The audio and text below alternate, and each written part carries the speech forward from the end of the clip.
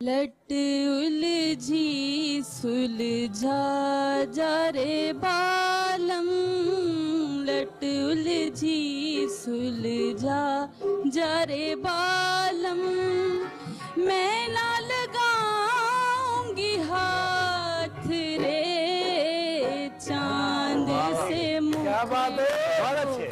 नागन जुल्फे चांद से मुखड़े को, नागन जुल्फे